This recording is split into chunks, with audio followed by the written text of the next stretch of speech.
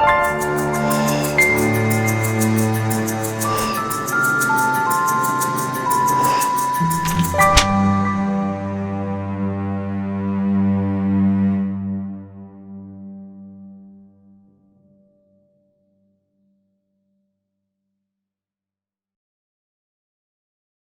you the kind of person who craves more joy? Would like to experience expansive happiness? Wants to feel more pleasure? Relishes a good laugh? Or simply wants to delight in elation? Well, then I have a talk for you. I'm here today because I'm passionate about the science behind happiness, and more importantly, how you can apply that science to your life to grow, nurture, and cultivate happiness. And it all starts with this. Now, we know what that stands for, right? You got it, right? Where's the focus, of course? Right? When I can scientifically show you that what you focus on grows and expands, that you can change your brain to change your life, then you'll be able to use that knowledge, apply it to experience greater happiness, and ultimately achieve your goals, dreams, and desires. You see, many of my clients have this misconception about happiness. They believe if they simply had more money, or a nicer car, house, a better job, or dare I say, even a new partner, they would be happier.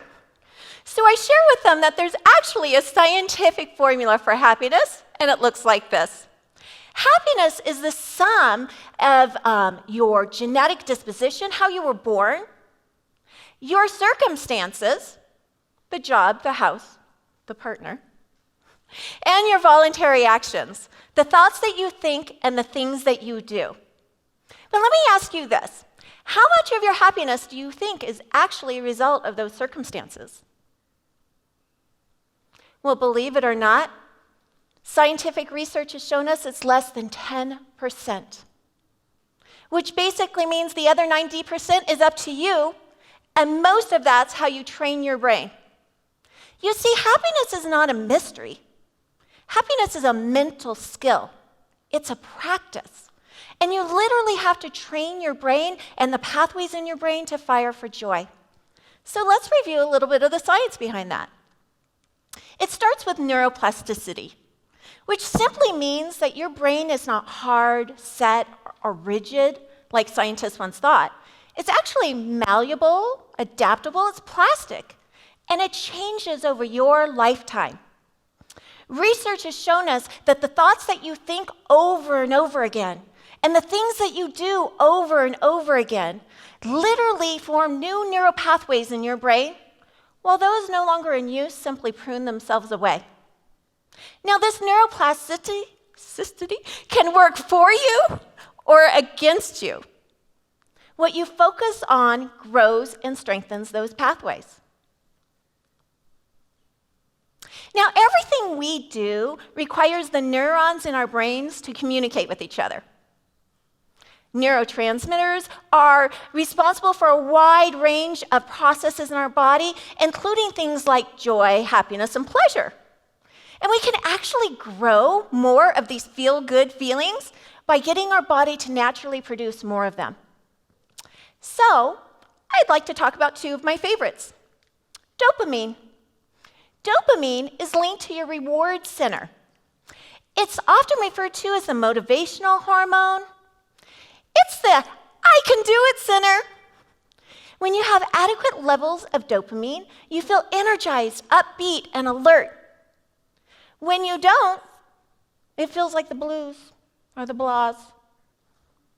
You can naturally produce more dopamine in your body simply by setting goals and achieving them. I actually like to take even larger goals and break them down to little mini tasks. That way I get a drip of dopamine by accomplishing each one of them. Exercise, get your dopamine flowing, listening to your favorite song, and meditation is incredibly beneficial to your dopamine. Oh, and I almost forgot one. Lists. Making lists and marking them off actually get your dopamine flowing. And as you can tell, I'm that type of person who if I did something and it's not on my list, I add it just for the pleasure of marking it off. Serotonin. Oh, sweet serotonin, how I love thee. Serotonin elevates your mood and aids in things like your sleep and your appetite. It boosts your confidence and self-esteem. It increases your feelings of worthiness and belonging. When your serotonin is low, you're cranky, you're irritable, and you have a negative attitude. You can naturally increase your serotonin by just getting a little bit of sunlight. Natural light and vitamin D. Exercise again. Getting a massage is helpful. Reflecting on a happy or significant moment helps your serotonin swell. And even eating chocolate. As a matter of fact, just the anticipation of eating chocolate for me gets my serotonin going. It's dancing. The sound of the wrapper unwrapping gets it going. The smell of the chocolate gets my serotonin flowing. And the taste, okay, come on you guys, get in on this serotonin swell. Now's the time to have your chocolate. Your reticular activating system is a really small part of your brain, but it plays a vital role. Your reticular activating system acts as a filter. You see, our brain takes in millions of bits of information per second, and our conscious mind can't handle all of that. So your reticular activating system filters down and tells us what to focus on. The thing is that it's your thoughts that help set the parameters of what we think is important. Let me give you an example. I want you all to close your eyes for just a moment. I want you to imagine the color orange. Okay, open your eyes. I want you to look around the room and notice orange and orange. The orange was always there, but you just told your brain to pay attention to it. So now you're going to notice it, and you're probably going to notice it all day. You see, our brains are incredibly fast and amazing, which is great when it comes to our survival, not necessarily so great when it comes to our happiness, though. When it comes to our happiness, we often want to learn to slow down our fast brains so that we have the opportunity to go in the direction we want and not just letting our brain hijack us. Let me give you an example about how fast and incredible the editing powers of your brain are. Remember when I showed you this? What did your brain do? It filtered down and told you the meaning, right? You knew exactly what that stood for. Now, you were absolutely wrong, but it was quick. Okay? So when it comes to happiness, we want to learn to slow that process down.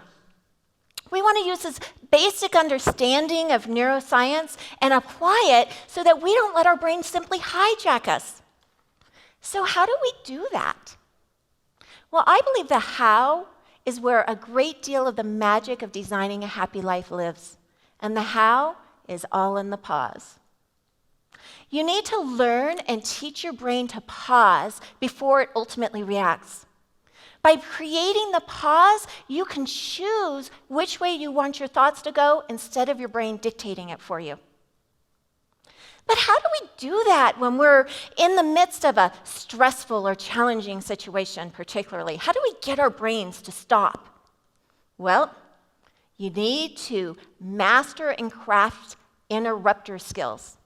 You need to purposely construct an interruption so that you can tell your brain where you want to go instead of letting it take over.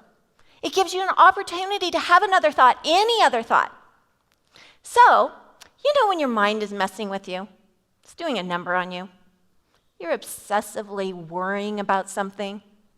Or you're berating yourself over and over again. Why did I do this? Why did I do that? I call that a mind freak out, by the way. You need to have a mind freak out interrupter, or an MFI. So, when it comes to my happiness, I have several MFIs that I use. My first and favorite is the pause button. I actually literally imagine that I have a giant pause button in my brain. Anytime my brain is taking and going down a path I may not want it to go, I simply push that pause button. That gives me an opportunity to consider, hey, is this what I want happening right now? Is this where I want my thoughts to go? Another favorite MFI of mine is to realize that I am the star, director, and author of the Christine Schader Show. So if this movie is not going the way I like, I simply say, plot twist. Let me give you an example. About 5 minutes into the chat, I noticed Eric back there yawn so hard his eyes literally watered. And Susie up here, she's had a blank look on her face this entire time. So all of a sudden, my fast brain takes over and says, oh my gosh, Christine, you are pouring these poor folks to tears. And I start feeding that fear. Instead, since I've mastered MFIs, I simply say plot twist.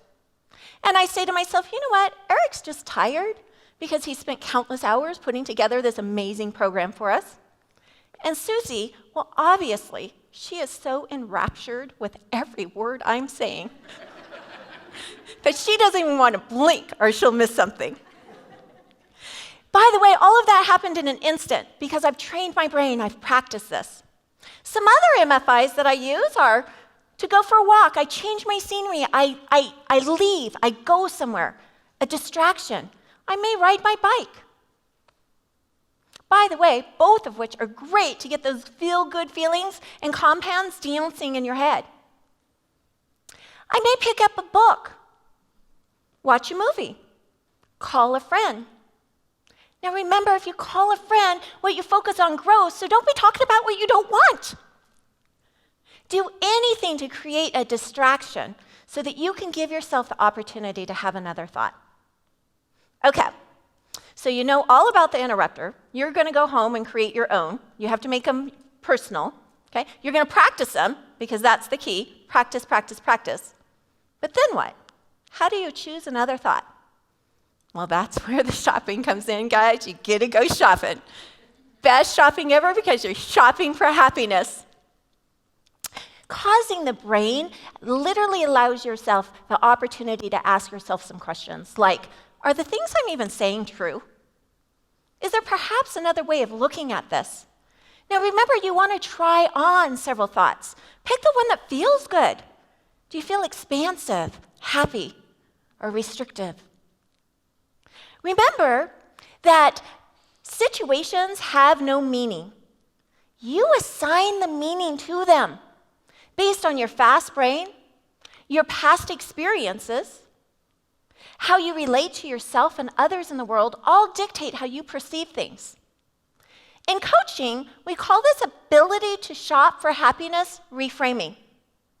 When you can take another look at something and change your perspective on it, you can change your experience of it. And that can be life-changing. If you want more happiness in your life, you want to lean into that direction. Which, by the way, is probably a good time for me to tell you this is not about being positive all the time. You are enough. You're whole, complete, and perfect just the way you are. Look, we're human. We were born and designed to experience a wide range of emotions. And all emotions have value. If you think about it, anger cues you. It tells you to pay attention. It motivates you. Sadness is cleansing, cathartic. It's releasing. You know, sometimes life throws things at us that are tragic, sad, or challenging. We do not need to sugarcoat those things. What you need to know is that you don't have to stay there, that you can move on through the emotions. So if you're sad, be sad. Feel it. The key to happiness is knowing that you can move to the next best feeling. That next best feeling might actually be anger. Be ticked off. Be angry. And when anger no longer serves you, know that you can move into the next best feeling, which might be surprise that you were so angry. Or maybe acceptance or hope. Moving your feelings along. So let me share with you a real life example of how this worked out for me. Recently, my husband and I were traveling through the San Francisco airport, And we arrived to the TSA counter, and there was an agent there who informed me that I would need to step out of line and check my bag. Well, I was surprised because it's the same carry-on bag I take on all my business trips. It fits in the overhead compartment. So I explained as much to him, and he said, "Ma'am, we're not allowing roller bags on the plane this morning." Okay, first time I'd ever heard that. So I asked him, "Well, do you mind if I check my bag after we get through security?" And he said, "Ma'am, exit the line and check your bag." So my husband and I exited the line, and we went and checked our bags.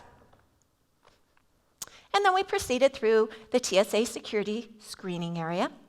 I placed my purse on the conveyor belt. I went through the body scan, assumed the position. I got my normal pat down of my big hair. They always think I'm hiding something there. And then I waited for my purse on the other side of the conveyor belt. And I waited.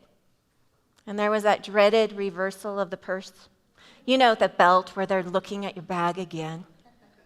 And I thought to myself, oh my heavens, what did I leave in my purse? Do I have a nail file in there? A bottle of water? What could it possibly be?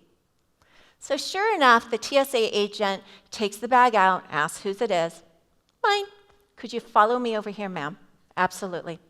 So I followed her over to her little area, and she set the purse down, and she said, "Ma'am, it appears you have something that looks like a horseshoe in your purse." And I recalled that I did indeed have a small horseshoe in my purse. I had just attended a wedding the day before, and they gave them out as seat assignments and party favors all in one. Brilliant idea, by the way, so cute. And I said, "Oh, well, that's because I have a horseshoe." And I went to pull it out of the bag to show her, and she literally slapped my hand back. So I stepped back. She's like, "Don't touch the bag." I stepped back, and she proceeded to pull the horseshoe out. And she said, "Ma'am, you will not be permitted to take this on the plane with you. You'll have to check it." I would love to check it, but I don't have a bag to check it in. So I asked why, and she said, "Ma'am, it could be used as a weapon." Really? Now, all of a sudden, all of these neurotransmitters are doing a thing in my head, and they're not the feel-good, fuzzy ones, by the way. Adrenaline's pumping, my heart's pumping, I'm like, I'm ready to fight. So, because I have MFI skills, I pushed the pause button. And I asked myself, is this worth losing my cool over? Is this worth getting upset over? Is this worth lowering my vibration? And you know what? I decided it was. So, I asked to speak to a supervisor. So the supervisor comes over and he says, "Ma'am, you will not be permitted to take the horseshoe on the plane with you." And I said, "Why?" And he said, "Because it could be used as a weapon." So I said, "How?" And I am not kidding. I sat back in disbelief as he put it around 3 of his fingers and said I could use it as brass knuckles. So I said a few choice words and also added that I would really love to use it at brass knuckles right now. At which time, my husband instantly put his arm around me, which gave me another opportunity to push that button, which allowed me to quiet my fast brain long enough for me to realize this might not end well for me. These people have tasers, or at the very least, they're not going to let me on the plane. So I looked at the supervisor and I said, "Look, do what you got to do, toss it if you must." And I turned to my husband and I said, "Baby, let's go find some chocolate." So I'd like to leave you with this. This is a quote from the book, The Happiness Connection, and it's my favorite quote. "Once you understand that every thought you think, every word you speak, every belief you hold is a brushstroke in the painting of your life, you begin to see the magic you bestow upon the creation of your life's masterpiece." Thank you so much. Make it a happy day.